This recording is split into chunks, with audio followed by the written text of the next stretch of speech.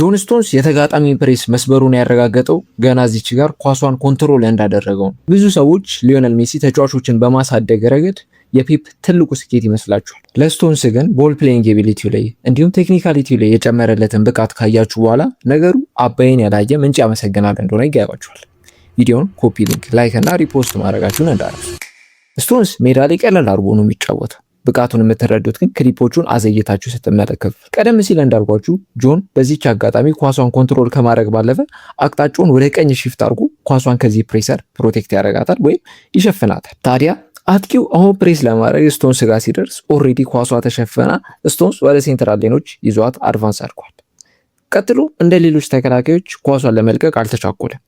ከዚህ ይልቅ አሁንም ከኳስ ጋር ሴንትራል ኤሪያዎች ላይ እየገሰገሰ ነው። እንደምታዩት በዚች አጋጣሚ አንድ ሚድፊልደር ጫነ ሌለው ይሞክራል። በጣም ልብ ብላችሁ ካያችሁ አንዱ ሴንተር ባክ ፊል ፎደንን ሊይዘው ሲነቅል ታያላችሁ። እንዲህ ማድረጉ ተጋጣሚውን እንዴት እንደረበሸ ታዘቡት። ቀጥሎ የምትጠብቁት ለፎደን ወይም ለሃላንድ ይጥልላችኋል።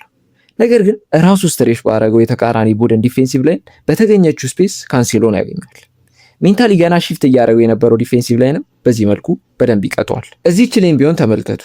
ስቶንስ ተጋጣሚ ጥቅጥቅ ብሎና አፈግፍጎ እየተከላከለ መሆኑን ከግምት ውስጥ በማስገባት ይመጣላችኋል። ትንሽ አድቫንስ ሲያደርግ አንዱ ነቅሎ ይዟል።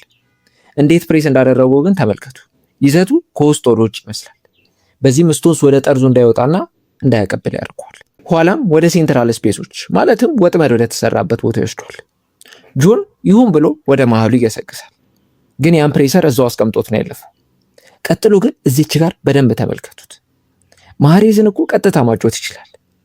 የተከላካዩን አቋቋም ግን ከተመለከታችሁት እንዲህ ካጫወተው ፖስቸሩን አልጄሪያዊን ፕሬስ ለማድረግ ጥሩ ቁመና ላይ ነው። ስቶንስ እሱን ስላገናዘበ በመሃላቸው ስሩ ቦል ይጥላል። በጣም ድንቅ ቴክኒካሊቲ በእውነቱ። እና እናንተ አሁን የተጫዋች ተከላካይ ነው የምትሉ ራሱን ከጫና ነፃ አድርጎ ሌሎችንም ነፃ የሚያደርግ ድንቅ ቴምፖ ኮንትሮለር።